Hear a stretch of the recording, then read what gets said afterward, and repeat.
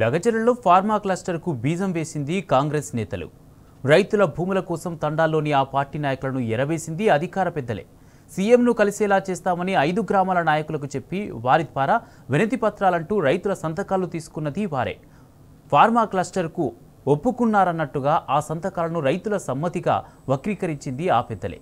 తీరా ఫార్మా అసలు గుట్టు బయటపడ్డాక దొంగ తీర్మానాల మోసం తెలిసిపోవడంతో సీన్ రివర్స్ అయింది. తండాలు తిరగబడ్డాయి, లగచెర్ల లడాయికి దిగింది.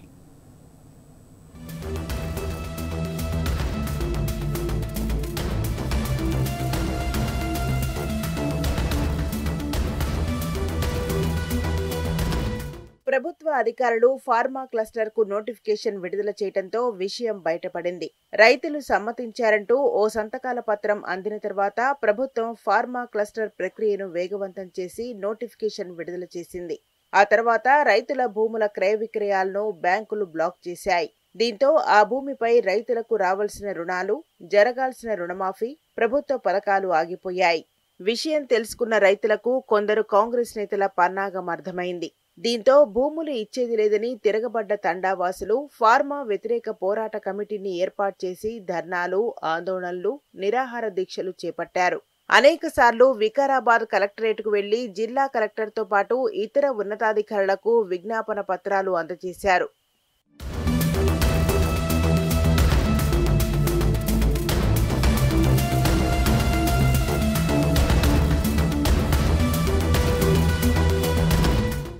కొడంగల్ నియోజకవర్గంలోని దుద్యాల మండలంలో ఏర్పాటు చేస్తున్న ఫార్మా క్లస్టర్ వద్దని పోలేపల్లి, హకీంపేట, పులిచెర్ల తండా, రోటిబండ తండా, లగచర్ల గ్రామాలు ఏకమయ్యాయి. పార్టీలతో సంబంధం లేకుండా అందరూ భూములివ్వొద్దని తీర్మానించారు.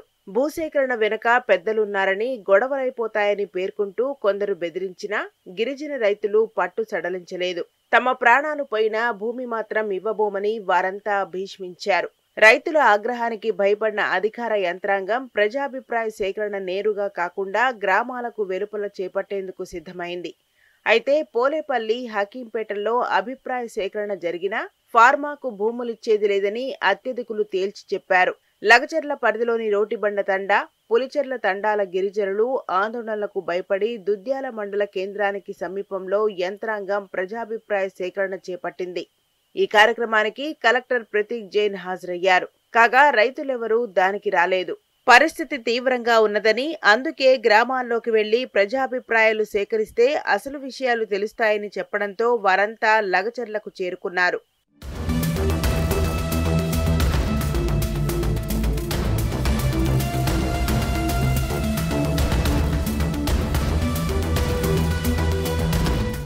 లగచర్ల ఘటన తర్వాత రోటిబండ తండా మాజీ సర్పంచ్ రాము నాయక్ పరారీలో ఉన్నారు.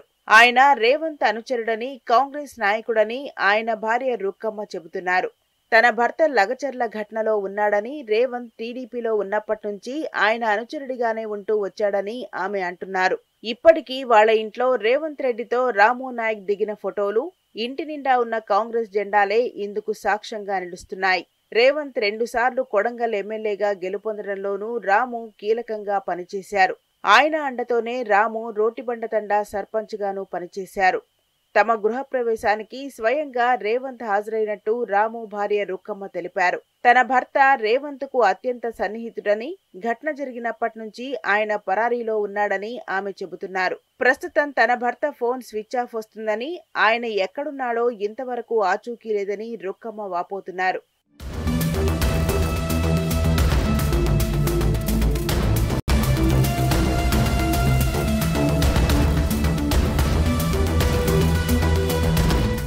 అయితే ఇక్కడే పలు ప్రశ్నలు ఉదయిస్తున్నాయి.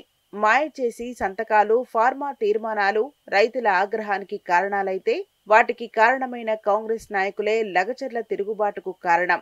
కానీ నవంబర్ 11 నాటి ఘటనను మొత్తం బీఆర్ఎస్ కు అంటగట్టి ఆ ఆరోపణల జడిలో అసలు కారకులను తప్పించే ప్రయత్నమూ జరిగింది.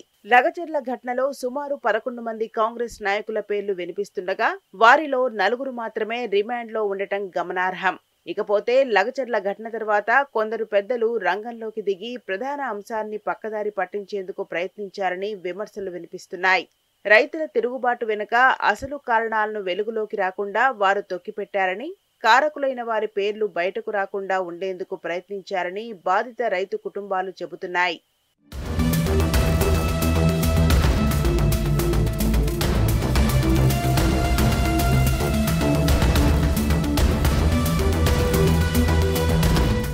ఘటన జరిగిన మరుక్షణం నుంచే బీఆర్ఎస్ కార్యకర్త సురేష్ ప్రధాన సూత్రధారి అంటూ లీకులొచ్చాయి. అంతటితో ఆగకుండా ఘటన జరిగిన రోజు ఆయన ఒకే ఒక్క కాల్ చేస్తే 80 సార్లు మాజీ ఎమ్మెల్యేతో ఫోన్లో మాట్లాడారని సోషల్ మీడియాలో పోస్టులు ప్రత్యక్షమయ్యాయి. ఏకంగా మాజీ ఎమ్మెల్యే పట్న నరేందర్ రెడ్డి ప్రోద్బలంతోనే ఈ దాడి జరిగిందని ఆరోపిస్తూ ఆయనను అరెస్ట్ చేసి జైలుకు పంపించారు. అంతేనా, ఈ ఘటనతో సంబంధం లేని లగచర్ల పంచాయతీ కార్యదర్శిని సైతం కేసులో ఇరికించి సస్పెండ్ చేయించారు. ఈ కుట్రల వెనుక కొందరు పెద్దల హస్తం ఉన్నట్టు ప్రచారం జరుగుతున్నది. మొత్తం మీద లగచర్ల జ్వాల ఇప్పట్లో చల్లారేలా కనిపించడం లేదు.